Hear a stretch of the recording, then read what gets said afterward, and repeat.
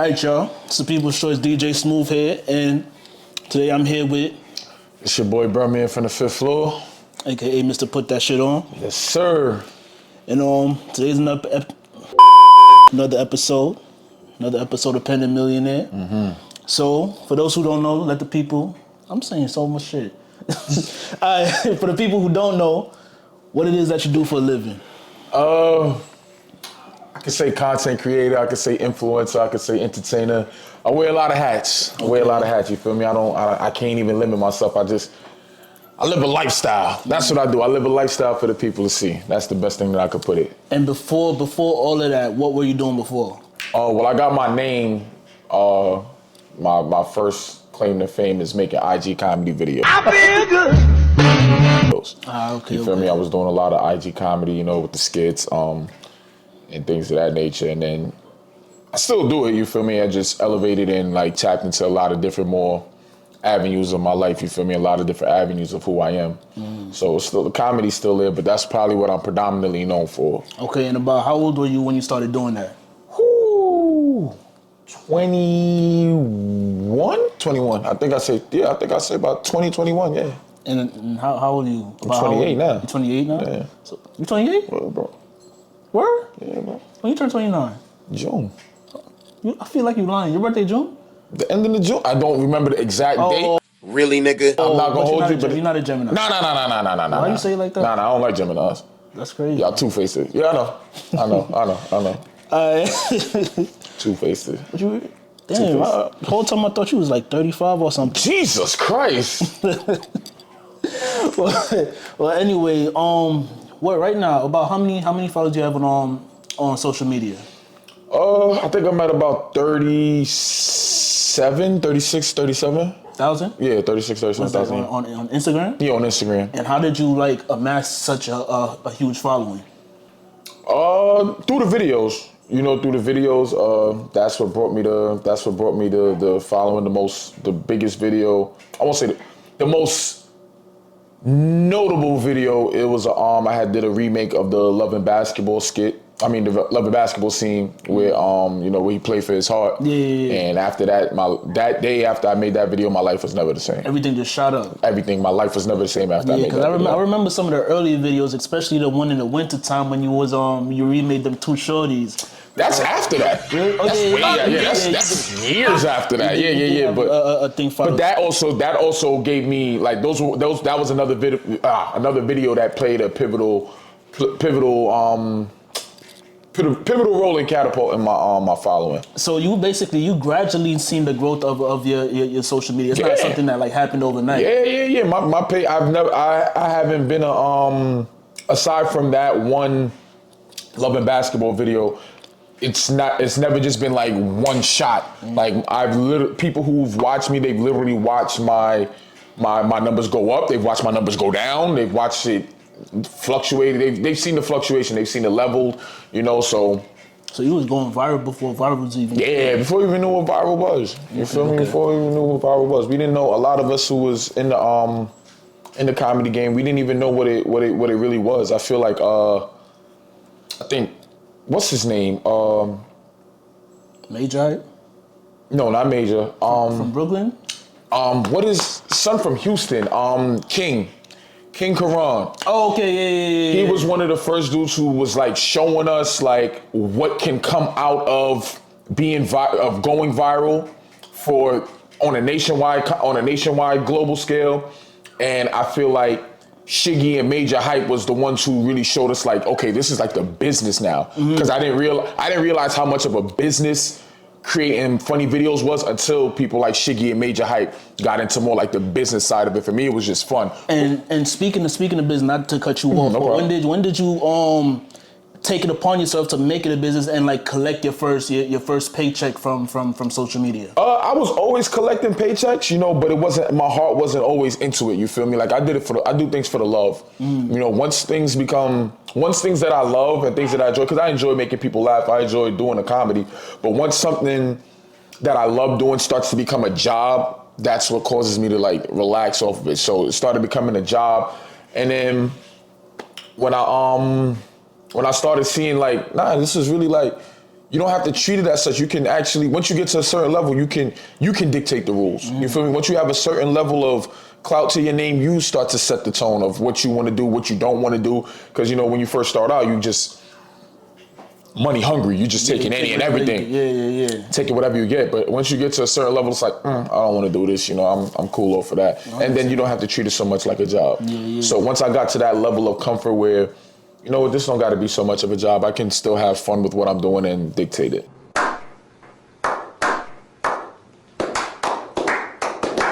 Do you remember what your first paid gig was from social media?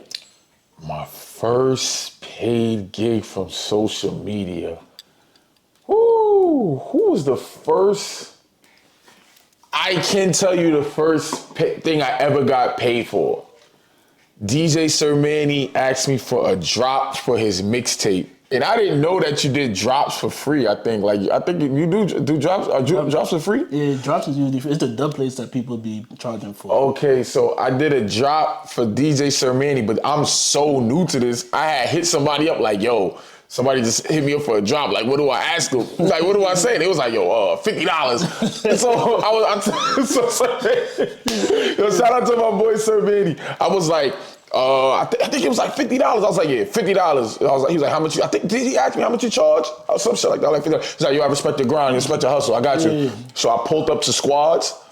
I never forget this. I pulled up to Squads for a Monday night thing. It was freezing that night. I got pulled over by the boys and everything.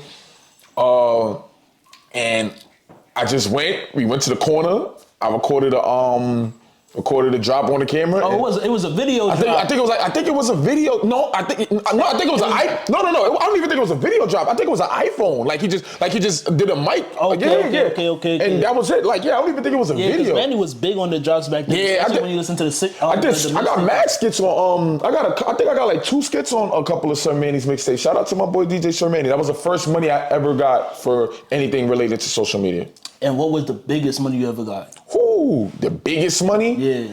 I think it might be, I don't want to say, it wasn't University of Albany. Would it be, it'll actually either be, would it be Wolfpack? No, I think it might. Wolfpack be cutting the check? It might, yeah. Wolfpack cuts a check. You see that team? No, yeah, you right. They got the money. Wolfpack definitely do their thing when it comes to the events. They definitely, they got that bread. No, it was, I think DJ Sick for Got Powder the Weekend actually this year. Word? I think shout out to, Powder Fed, yeah. If I'm not mistaken, I think that might have been the biggest check. That's not NTP. No. Who's that? DJ Sick. That's what. Oh, okay. Sorry. Yeah. Right. I think that could have been maybe, possibly. I don't know. I mean, that's dope. We getting money in this for a long time. I think that might have been it. I mean, as long as you think. So, being that you all making a good amount of money from your skits now and everything, is this something that you decided to take on full time? Are you doing this full time? As far as what making? Yeah, is this like how you make your living? In a sense, you feel me? Like it's a whole bunch of things that ties into the skit. You feel me? It's also doing brand deals. You know, people want me to wear their clothes. Doing Okay. Nah, let me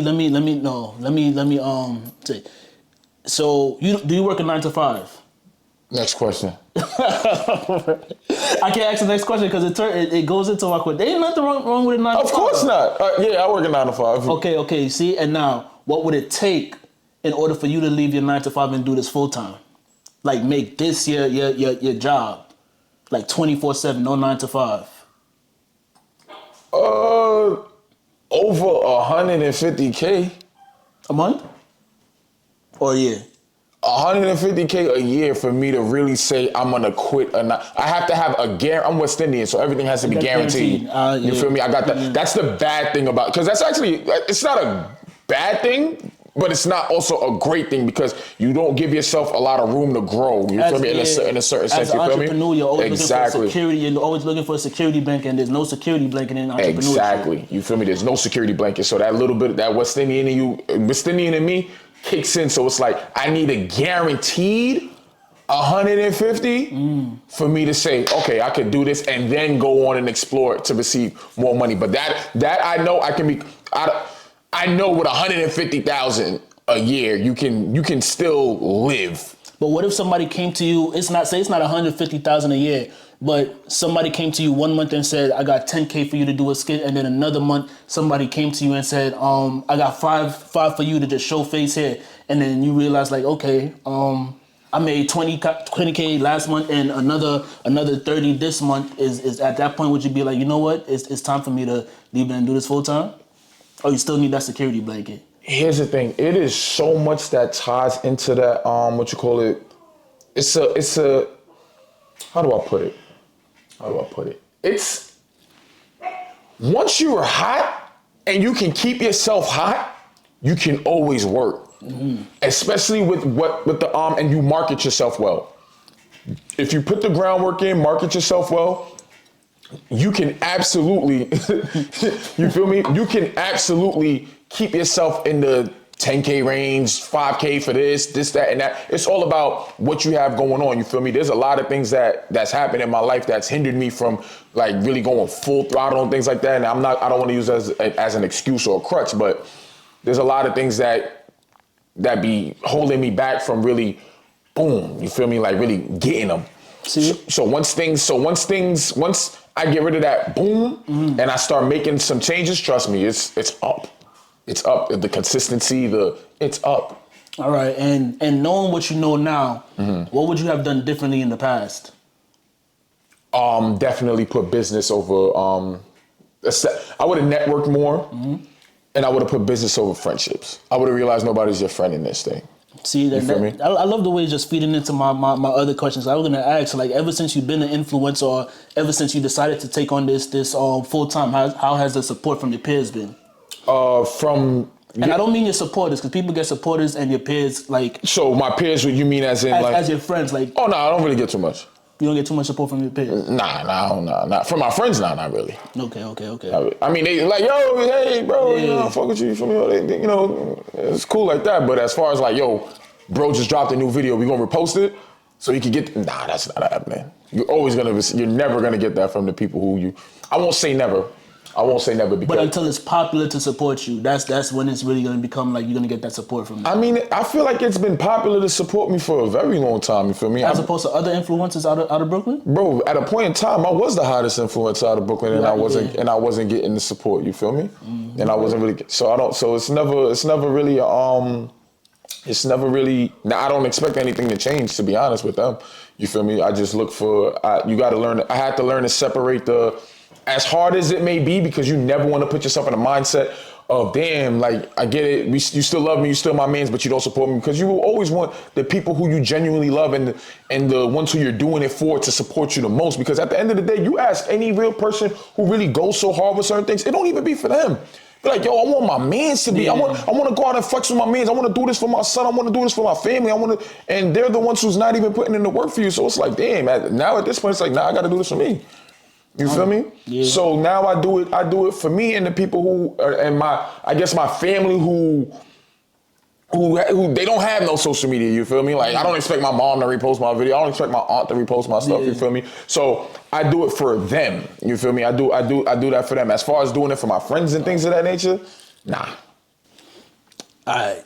So for the people who don't know, you originally lived in Flatbush. Yeah, I'm from Flatbush. And then you made the move to Canarsie. Yeah, I didn't make the move. My mother made the move to Canarsie. What was that transition like? Because for a lot of people know, like, Canarsie and Flatbush is like arch enemies. Like, Flatbush people don't like Canarsie and Canarsie people don't like Flatbush. Like, what was that transition like for you? I didn't really get it. It wasn't really too much of the politics for me. The politics into it didn't really come until much later. But I just hated it because it was so quiet. Like, I came over here, it was quiet. Number one, I'm so used to having I live a couple blocks away from the B41, B6, every bus and train that I needed to get to anywhere I need to go. I lived right there within that vicinity. To now, I literally live in the back of in God's ass crack. You gotta wait, hope, wish, and pray for a B103 or B17 or the 42. The only train is the L train. Nobody's outside. There's no kids playing. I grew up. What you mean? We got the park right there, Seaview Park. That's like one of the biggest parks. We played on the block. I'm talking about, but I was already, when I moved over here, I was kind of already out that age. I was already in adulthood. You feel me? But it was just so weird to not see anybody outside. Like it's like it's quiet, like pitch black, like it's just quiet. But as I've gotten older, it's like I guess I can appreciate the quietness. Appreciate the quietness. Yeah, at a point in time, it's just like, because it do get loud when time comes, like when it gets summertime out and everything. There's no loudness. But then no. You know what? I'm gonna say, because you like you said, you came out here in a later age. Because when I was younger, like everybody was outside. Like I'm talking about when I was 6, 7 years old. Okay. It was like 10 kids outside on the block. We used to ride around the block, ride our bikes to the park and everything like that. And I guess like as people got older, like they got less interested in things like that. So, kids got older and things changed, like because I guess there's a lot of kids who live on my block. I had neighbors who was living on my block last year, and it just made whenever the ice cream truck would come around, it just made me so happy to see kids outside playing. I would all buy them, like, yo, come, just everybody get ice cream. You feel me? Because they was for the first couple years I've been living here, there was no kids on the block. Nobody was coming outside. Nobody. There's nothing going on. What's that? That's them Gen Z kids. And it's mad kids who live on my block. That's the crazy part about it. Everybody has kids who live on my block. Nobody came outside. I'm like, yeah, this is wild. Speaking about Flatbush, let's talk about the infamous Flatbush tattoo for the people who don't know. Yeah, I see it there. Yeah, I see that. Yes, sir. What was the response like when you dropped that? I got a lot of love. Oh, people respected it. People respected that tattoo. It wasn't none of your boys was on some. None of my people personally. They didn't take no from the biggest Crips to the biggest folks to the biggest Bloods. Everybody show love to it because because at the end of the day, you understand the message. Like, don't get it twisted. Gang banging is bad. Like, let's not get it twisted. You feel me? Crip or not, being Crip is bad. You feel me? It's not of the community anymore. Let's keep it 100. You feel me? Well, we gonna talk about, we gonna stick to New York politics because we could get into a whole thing about. All right, you're right. All right, we can get into that. That's for another time. You feel me? But gang banging in a general sense is bad. You feel me? So nobody can sit there and try to really try to defend it. Niggas know, like, listen, even though what we do is wrong, we still there's still some form of unity, because at the end of the day, there was still unity and alliances amongst a lot of things when we was growing up, bro. Before the 8 roll break, bro. You feel me? That's a whole nother conversation. You feel me? But so from the biggest Crips to the biggest folks to the biggest Bloods, I saw more love. Of course, there was a few negative comments here and there, but a lot of the negative comments wasn't even people from New York. Oh, you feel me? It was some people over yonder, you feel me, who didn't understand it. But people who were, especially people who were from Flatbush, like, they really understood, like, back in the days, it was never foreign for Crips and folks to be lingering around Parkside, you feel me? Running up and down Flatbush, you feel me? You had the Bloods over on Beverly, they really just did their own thing, you feel me? They wasn't, you feel me? Nope. They did what they did because Flatbush wasn't really known for being a blood hood, you feel me? But they were there. You feel me? They were there, but the tattoo symbolizes unity amongst them all. You feel me? Don't forget what the end game is. Don't forget why we started. You feel me? Don't forget the acronyms. That's dope. You feel me? Yeah, that's dope. And it's a little thing today, but I don't see no jewelry on today. Nah. I don't see no jewelry. I just got my regular 2 chains that I never take off. I never take these off. I'm glad you said that. I'm glad you said, because this comes into my. Why do you shower with your chains? Well, before the people who've been into him from a long time, Mr. Storyman right here, he'll go in the shower with all his jewelry on, and he'll tell you, why don't you take your chains off in the shower? Yo, bro, I don't know. I never used to take my jewelry off. Like, I used to go to sleep with like 7 chains on. Go to sleep. I never used to take my earrings out. Yo, bro, I remember the first, I ain't even gonna hold that. This is nasty. Not the first time, but when you take your earrings out for a while, I'm like, woo! Shit smell like back shot sex. Like,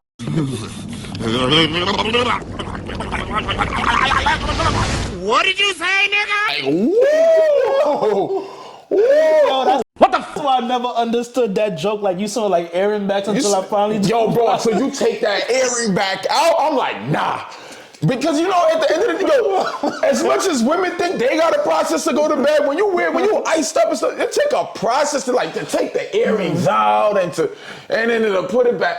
It's just taking the chains off. I used to wear 7 chains at one point, about like 7 or 9 chains. I'm gonna try to find one of those videos. Once. Yeah, you definitely used to be in the shower with like at least 6, 7 chains. I would have all my chains on at once. It's like I go in the pool with my chains. Everywhere I go, I always have my chains on. And it wasn't even like, you know, people be like, you can't shower in your jewelry or you can't swim in your... It was never for that. I'm just lazy when it comes to taking off jewelry. That's super lazy. Super lazy when it comes to taking off jewelry. Is crazy though. Airing back is crazy. Yeah, But I'm not gonna lie. Boofing. I heard that your jewelry was fake though. Okay, it's fake. It's not? It's real? Come take it and find out. What about the earrings? Take it and pawn it. Let's test them. Take it and pawn it. Nah, let's taste it. Let's test them. Test them with what? I got the diamond tested today. Bro, get on with this interview. So we could diamond test that? We ain't testing nothing. Take it and pawn it. That's what we do. Take it and pawn it. Right. You know what's crazy? I always said, if I ever ran into somebody in the mall and they tried to diamond test me, I said, I'll let them diamond test me and then I'm fucking them up immediately after. Because why are you trying to embarrass? The thought that you just tried to embarrass me, now I'm gonna let you test it, see it's real, and then I'm fucking you up right after. But you my mans, we're not going there. So I'm not even gonna let you go there. I'm not even, I used to go to KP, I said, yo, one day I just wanna go and run into one of these niggas who be walking around diamond testing people, and I'm gonna let him test all my diamonds and all my chains, take all my gold, rub it on whatever you need to rub it on, and then when you see it's real, I'm gonna fuck you up for trying to publicly embarrass me. I feel like that's why a lot of vloggers and stuff like that, they scared to come to New York. Because niggas is aggressive? New York is really a different place. You gotta be a different place, you feel me? New York is definitely a different place. The reason why New York is a different place is because we mind our business. So when you come and try to invade my business, now I gotta make an example out of you. Nah, that's a fact, because it's really one of those things where like, you hear about so many shootings and shit in Brooklyn, and everybody just always talking about like, they don't know what happened, and it's really because like, bro, I ain't got shit to do with it. They ain't got shit, bro. They ain't got nothing to do with me, bro. You feel me? New York is a mind your business state. You feel me? We mind our business. So if you're going out your way to come to, bro, I always used to say, I think I posted that on Facebook too, like, yo, I'm praying, I just want to go somewhere and somebody comes to me with a diamond tester. Just test it. I want a diamond tester and I want a gold tester. Just take it and test all my jewelry.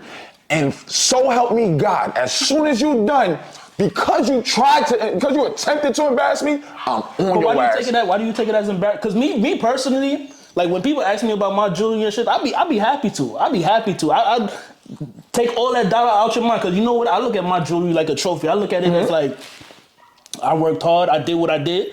I made my money and I was able to afford this. If you feel like you can't believe the fact that it's real, that means I did something good. That means I'm living above your expectations. But what did we say? New York City is a mind your business city. So the fact that you're coming to mind my business and you're trying to embarrass me with minding my, you're clearly doing it to get some type of humiliation out of it. People do it to get some type, you want to catch somebody lacking, you feel me? Yeah. Because you're trying to humiliate them. So that's your whole intention. That's the whole purpose of the whole thing. All these pranks and stuff like that is you're literally trying to humiliate people. Create your content. I don't knock nobody content, but that stuff, the stuff where people be in the grocery store saying wild stuff to people or going up and running up on people doing wild stuff, I'm not here for none of that. Yo, it's crazy you said that because they had the back in the day they had the two. I think they were Indian brothers. They still out there. I thought one of them died. I don't know about that. I remember though. Okay, there's so many different variants. Cause my man's was just just got caught on one of the episodes. Shout out to my boy Tyke in the Star. You feel me? He caught him on Marcus Garvey. You feel me? He was about to. They ran up on my mans. You feel me? And he wasn't too pleased with it. You feel me? He was gonna give it to them. You feel me? So there's a lot of different dudes who's out there making that kind of content. But that stuff like that, like You're doing this for a reaction, and you don't chill. No, bro, it's not a prank, bro. So as a content creator, you think that they doing too much? Yeah, I feel like you. Number one, I'm gonna get on my Twitter woke mode. I feel like you trying to prove some type of aggression within the black man. Cause why you don't go to Bay Ridge and play with the Russians? Why you don't go to the Eastern Parkway and play with the Jewish people? You feel me? You come straight to the hood and try to test us. Yeah. Every time they put us on a negative light, just like you see the new thing where they, I started realizing it. They be in Times Square. They've been doing this for years, but they be in Times Square. They be in all over New York, and they asking people questions like, how many stripes is on the American flag? You feel me? Every single last person that they asking is black. After a while, it's a white person holding the camera. It's like, why are you only asking black people? Like, what are you getting at? What point are you trying to make? Because now I'm starting to see the underlying tone in it. So all this talk about jewelry, all this talk about politics. Let's get into what you are really known for. The reason they call you Mr. Put That Shit On.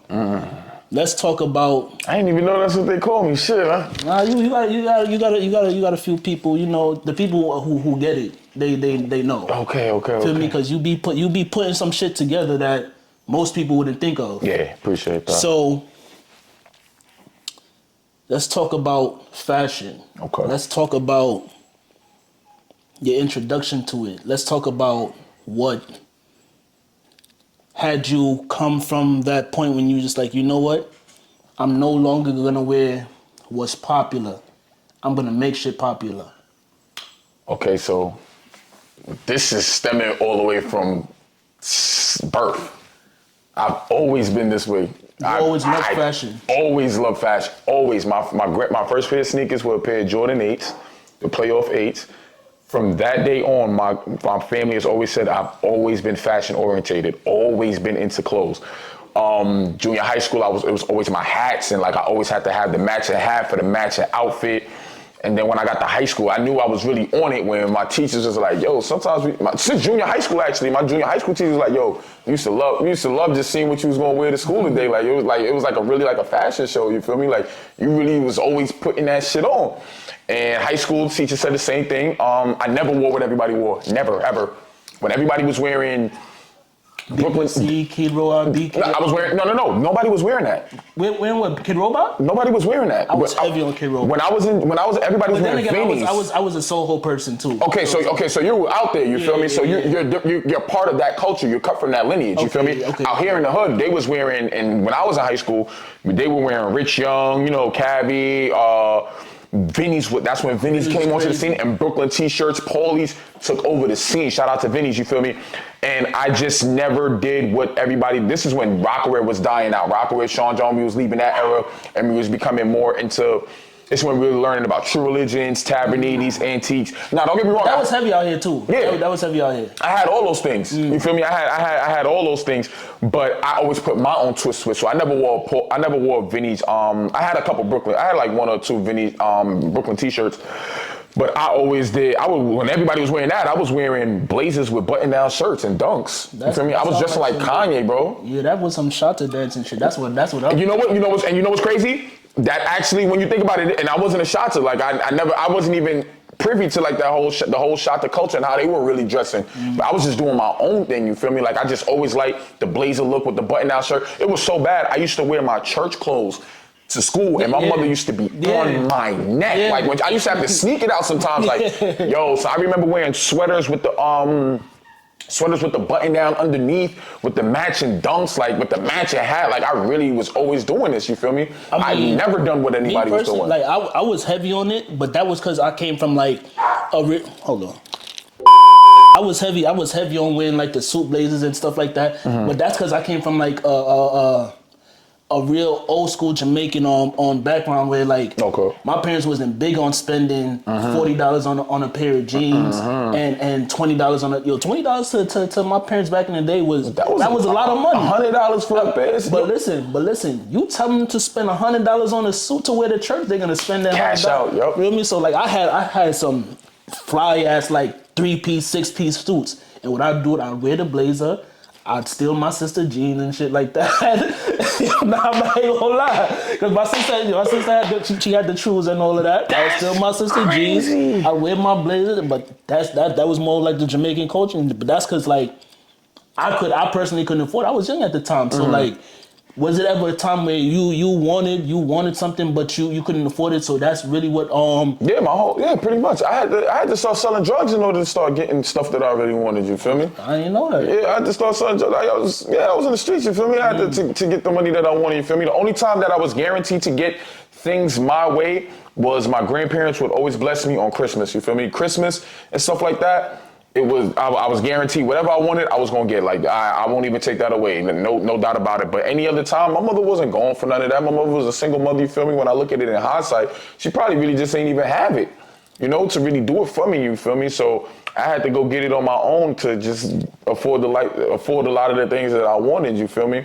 But I made the best of what she could do. You feel me? I did the best out of it. You feel me? So if I had one suit jacket, I'm gonna make it flex with the suit. And do you feel like that played in a part in your fashion creativity nowadays? Like, is you were able to like? Absolutely. That's a very good question, actually. That's a very good question because now it's like I'm able to piece things together a whole. I know how to look beyond the surface. You feel me? I can look at a piece and what somebody else may look at. Oh, this isn't a big thing. I'd be like, I will take this not so big thing to you and make this the biggest part of the outfit. You feel me? I will now make this the biggest part of the outfit, which is something small to you because you're probably used to bigger and better. I come from humble beginnings. You feel me? So now I have to create my outfit. I literally have to create and curate my outfit. Okay. And what was one of your most, what's the word I'm looking for? Not skeptical, but what was one of your most controversial outfits that you ever put together?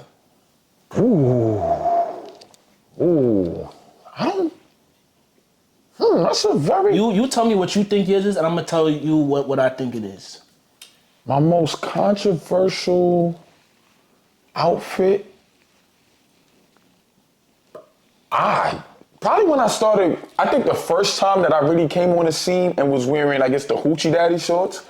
You feel me? Because I was wearing that, I've been wearing that for years before they had a name, before anybody else was wearing it. I was wearing those years ago. I'm talking about 2016, 2017, maybe even before that. So I think when I first got on the scene with that, I think that might have been the most controversial outfit that I have.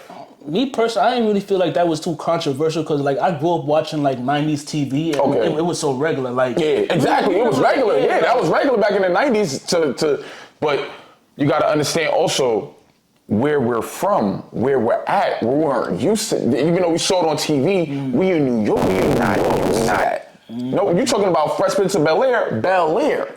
Yeah. California, that's cool over there. That's what they do over there. Live in Color too. Live in Color is, okay, that's for a little bit down east. Hey, they was heavy on Hoochie Daddy shorts and crop tops. Yeah, heavy on the crop tops. But especially if you played ball. Yeah, if you play ball. See, it's the swag it's the swag of here's the thing. When it comes to certain things, especially when it comes to fashion in New York, and this is what all plays into the image that I'm trying to give off to people now. It's all about who you are, the image that you portray as a person. So if you're a person who looks like they're supposed to wear that, coming from my background, coming from what people may know me from in the streets or something like that, you're not supposed to dress like that. You're not supposed to wear that. Why do you have on espadrilles, bro? The last time I saw you, you was booming down a block or something. Why do you have on a blouse, bro? Things like that, it's like you're not supposed to look like this. You're not supposed to be doing that. So that's what throws people off. But if you're somebody who's a part of that, you look like you're supposed to do that, you fit that image, somebody gives you hell about it. You feel me? That's just what you do. But when you look against the status quo and when you're not from those areas, when you're not from Williamsburg or things of that nature, you look like you're shaking the table a little bit. Look like you're shaking the table a little bit. So that's where that comes about. So what do you think is my most... My most controversial fit for you is when you had on like the blouse. I think it was a green blouse or white. It was like I don't know, almost like see-through. Yeah, I don't know. It was lace. A white lace shirt with the burgundy pant. I'm gonna try to find that picture. I think I got that picture right. I look so player in that outfit. Find that picture. Let me see if I got that picture. I think I had that picture saved. I look so player in that outfit. When I first, but then again, I've never been big on fashion. I've always been a white t-shirt, jeans, and as long as I'm a jewelry, I'm good. So I can't really critique any fashion. But when I seen them, I was just like, This look a little off to me. This don't look no. Where is that fit? I know I got it on my page. Did I send it to somebody? Let me see if I can find it. It's from summer 2020. I just seen that picture. I had it saved for a little while. I don't know if I still had it. Where we going in that outfit? I was at a rooftop. I was on a rooftop dinner with my ex. Okay, it makes sense. You feel me? Come on, I'm with my shirt. Like I'm looking playing with my shirt. No, I was in Jersey. Oh, all right. I was in Jersey on the rooftop eating salmon with shrimp and all that good shit. Real player shit. Scrolling through this, I'm seeing. I'm gonna find it right now. It's about to come up. I just seen it. It was summer 2020. Boom, right here. Oh yeah. I got with the Saint Laurent espadrilles on. Come on, my comments was on fire. We know those as Toms. Come on. No, those is Tom, but yeah, that outfit was a little. In my thing, it was like it ain't something. Saint Laurent espadrilles on with the. Come on, man. Come on. So you got a lot of good feedback from that. Yeah, come on. Look at my skin. Look at my hairline in that. What we doing? What is we doing? They couldn't knock that. That was a spook. That was a good some shit. When I backed out the whole jeans with the... I seen those, but I didn't think nothing of those. Nah, people, listen. That's the whole legs out. That's the whole thighs out. That's the whole thighs out. You feel me? I've been doing a lot of the things. It's different. It definitely is different. It's different. It definitely is different. So and I feel like that's why you get a lot of feedback as well. Yeah. Because you pushing the boundaries. And you got to remember, Yeah. what really makes the feedback for me, why I go so hard for it is people. If you don't know, I'm 6'7". Yeah, you a tall. You feel me? Yo, listen. Hold on. If I stand out, I'm out the camera. Like, I'm not even in the camera no more.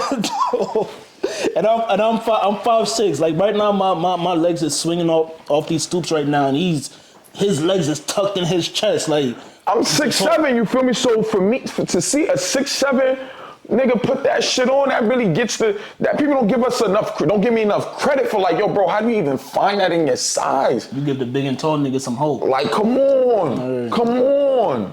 Like, I give you that confidence. You know how hard it is for us to just feel normal, you feel me? I haven't felt normal in my life in years.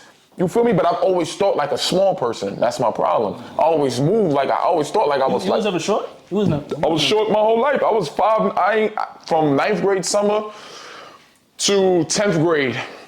The beginning of 10th grade, I went from 5'9" to 6'3". It's crazy how you said you went from 5'9" as if 5'9" is short. Like 5'9" is short. To me, 5'9". To me, anything below 6'1" is like, it's a little nigga. So I'm a midget. Yeah, bro, you are small, bro. My nigga, though, I love you.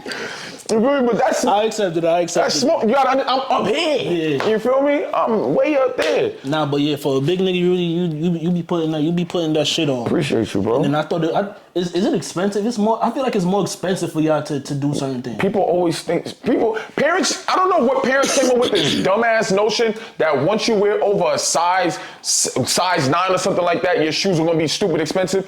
Your shoes are the same price from a 7.5 to a size 14.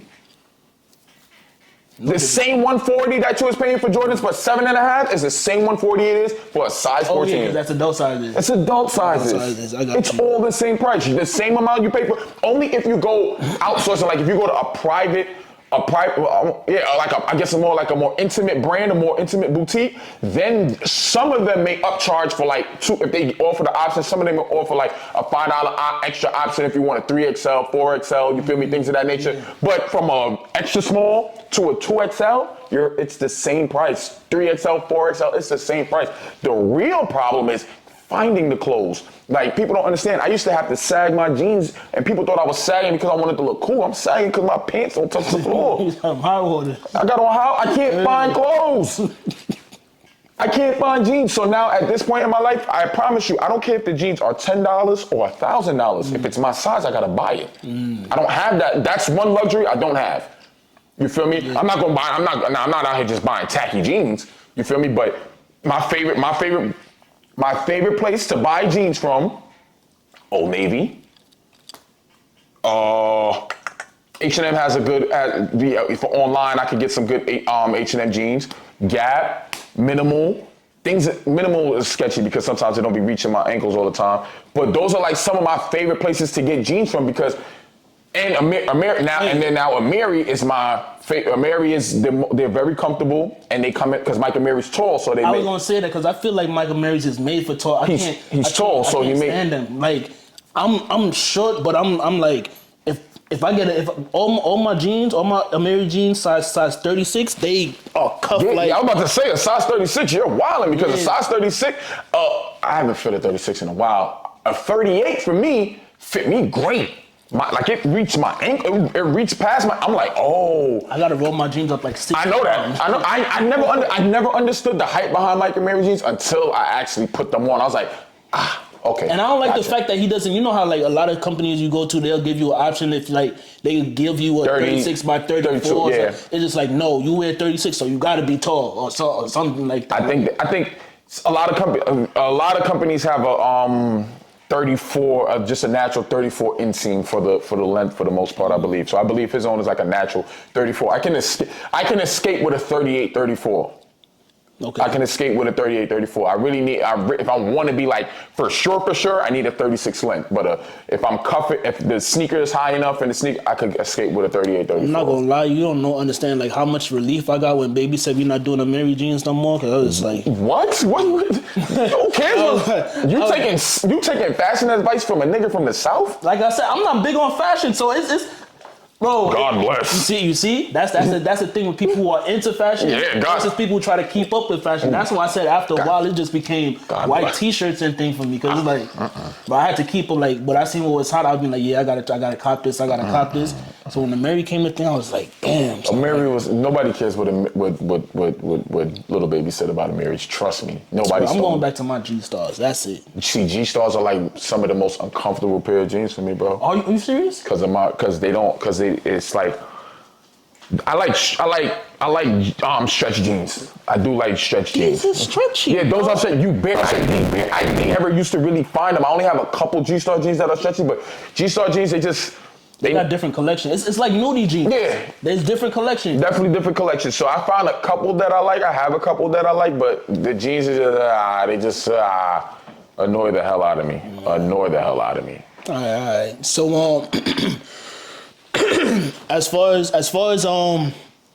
being an influencer, as far as your love for fashion, like what are some of your long-term goals? My long-term goals, I would say, is to finish building my media empire. You know, shout out to 15 Seconds of Fame. That's my main focus right now. My next long-term goal is I actually want to see if I could like really take acting serious. You want to get into acting? I want to get into acting. I started watching the show because you Pieces. Fuck Pieces. Yo. Fuck them. Yo, I love that show. Fuck them. I love that show. I'm glad you did. I love that. I loved it while I was part of it, but fuck them. Nah, yeah. But you did your thing in that, and I want to go back. I want to get back into acting. I want to get back. I see you being an actor. I never did because I just felt like I could never do. I feel like you just love being in the camera, in front of the camera. Even you. Oh, you was in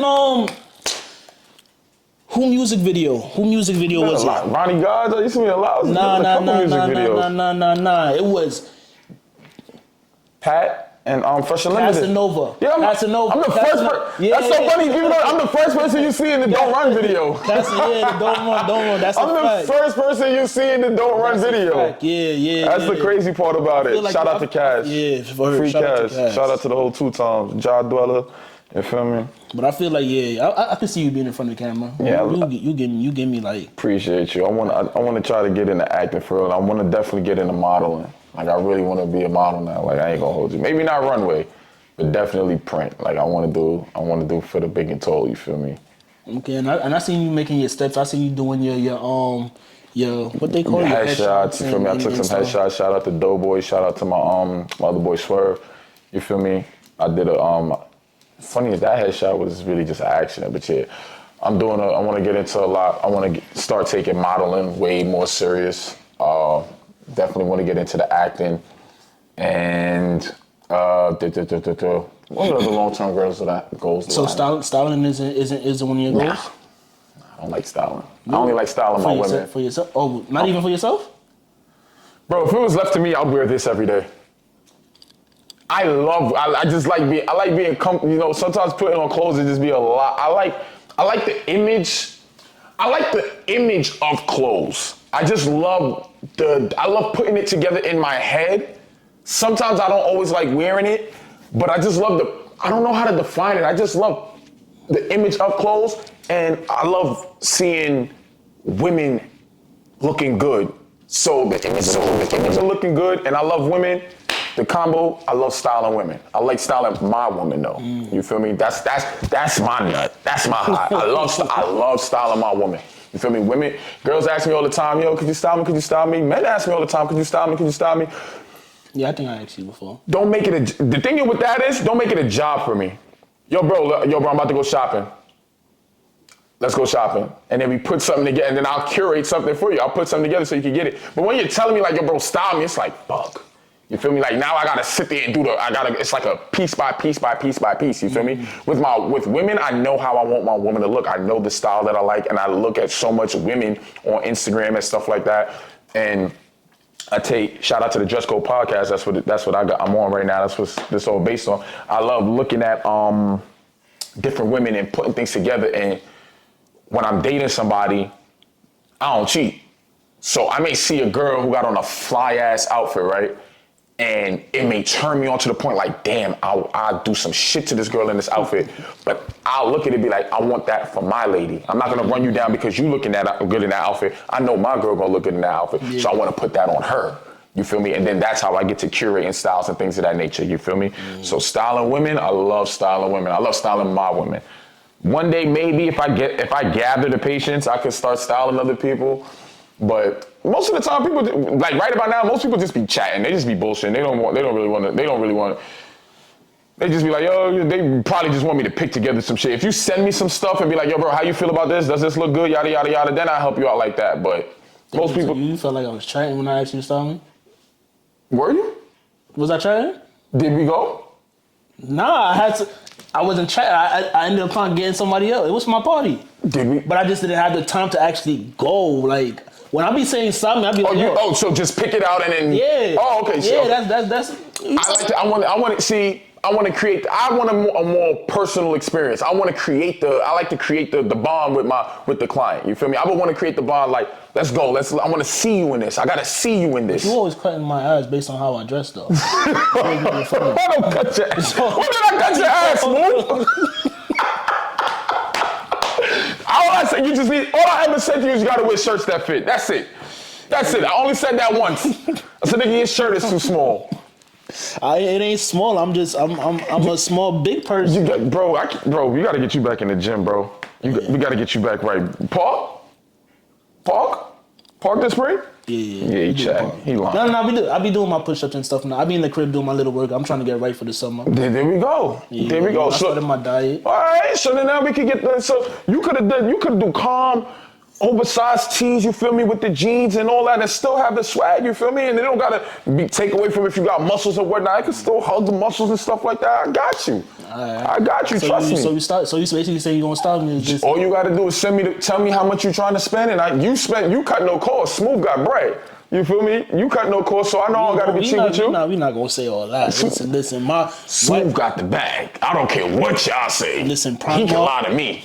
Primark is where it's at. I love Primark. Yeah, you get a nice $6 t-shirt. Love them, man. I love them.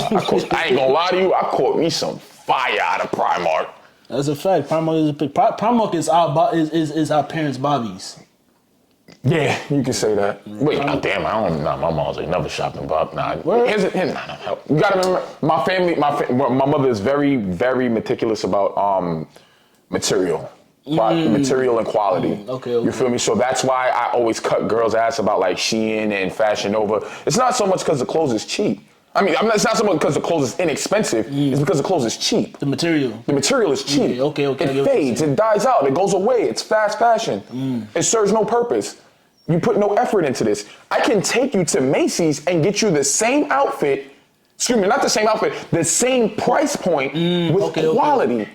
I can take you to designer stores and get you quality clothing, and you don't look like anybody else for $20, $40, $50. You feel me? It's all about putting the effort in.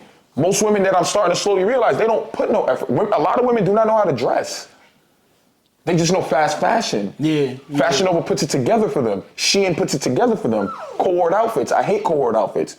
There's no effort into it. That's just me. You feel me? That's me. I understand. West Indian women, they upset me. They bother me. we not gonna talk about, because I know you're gonna start talking about Jamaican. I'm not. No, I got you. And we ain't doing the Jamaican hit today. We're not going there. Okay, I got you. I just realized the screen is out, but it's whatever. We got this far. But let's just start wrapping this up. Anybody famous you work with as far as styling or creating content with? Well, it's a two-part. Have you worked with anybody famous styling and creating content with? And is there anybody that you want to work with? As far as, all right, so styling? No. Me and Shiggy have worked in the past. You feel me? We did Love and Queens. I've worked with a lot. I've done skits with, who else have I done skits with? I've done skits with a couple people. I've rubbed shoulders with I can't, bro, I've been in this thing so long. You feel me? Ew, move. I've done a lot with, done so much. I can't even sit down and really think about who I've worked with is gonna take a lot out of me. But as far as who I would love to style, I'm not even gonna lie to you. I would love to style Ice Spice. Jesus Christ.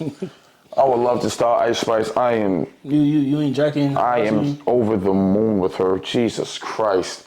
I feel like but that's what makes her though. It is. It is. Like what she be doing, like it fits her. It is. Like she does it for the tacky girls. Like for the girls who I don't know what I'm doing, this is her lane. I respect it. You feel me? So I'll leave it. So yeah, you're right. As far as styling, I can't see myself wanting to style one person or anything like that. Like as far as celebrity wise, nah. I can't off the top of my head, nah. Okay. Well, last question, it really is for anybody looking to getting into being an influencer. Anybody looking, we're not gonna really talk about fashion, because I feel like that's something you gotta really have a passion for. But as far as being an influencer, do you have any advice for anybody getting into that? Anybody looking to be one in the future? Number one advice: stick to the business. Remember that this is a business. These people do not care about you. Have healthy business relationships, but don't forget that key word: business. You my mans, but my price is my price. I learned that the hard way. I used to cut people so much deals, but when I turned to them looking for their service, I paid full price. And that's on me. Yeah. They stuck to what they were supposed to do. The business was the business. There's no friendship in this thing. Business is business, number one. And number two, the keyword that you're using, influencer, you have to remember, if you're an influencer, your job is to influence people. Nobody's copying you. You see a lot of people get on here and use the word influencer and then turn around and say, oh wow, these niggas dressing like me. Oh wow, these people acting like me. Oh, these people doing what I do. You call yourself an influencer. Your job is to influence people to do these things. Yeah. You feel me? So if you're creating lifestyle, if you're showing up your lifestyle, you're showing up your lifestyle. But don't come with that whole influencer shit and get mad at when people are starting to be influenced by you. You feel me? They're starting to pick up what you do. I see a lot of people who started transitioning and doing a lot of things that I do, and I'm happy for it because this is what I wanted. Yeah. You feel me? That's the job of an influencer, to show people a different life, a different way, a different means of doing something. You feel me? So take that. Be careful of the verbiage that you use with that, and don't let nobody box you in. Okay. Don't let nobody box you in. I started off as doing IG videos, doing IG skits. Then I started doing date ideas. Then I started doing skincare. Then I started doing fashion. And then I started doing this. And I started doing that. I started talking about relationships. There's so much things that you can do. Don't let this world niche you in. Don't let it box you in. Explore everything that you're good at. Every talent that you want to exalt, get it out. Get it out. Well, y'all heard it here. Appreciate you. No doubt, my boy. Thank you for having me on. Man from the 5th floor. One of the biggest hustlers that I know is my boy Smooth right here. You feel me? He was a DJ, now he's a podcaster. Look at him. Look at him. Look at him. Now you're on YouTube. Look at him. I'm an entrepreneur. You are definitely an entrepreneur. I will give you that. You wear many hats. Since I've known you, you put on a different hat. I appreciate that. No doubt. But all right, y'all, that's Pen the Millionaire, another episode. You already know, it's your boy Bruhmanfromthe5thfloor. We out.